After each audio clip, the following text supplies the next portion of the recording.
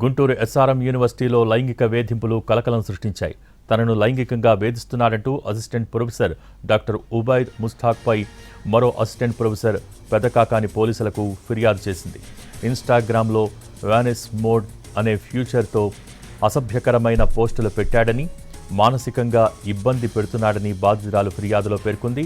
ఉబైద్ ముస్తాక్ లైంగిక వేధింపులపై SRM university మేనేజ్మెంట్కు ఫిర్యాదు చేసినా పట్టించుకోకపోవడంతో బాధితురాలు పెదకాకాని పోలీసులకు ఫిర్యాదు చేసింది. కేసు నమోదు చేసుకున్న పోలీసులు దర్యాప్తు చేపట్టారు. గుంటూరు ఎస్ఆర్ఎం యూనివర్సిటీలో లైంగిక వేధింపులు కలకలం సృష్టించాయి.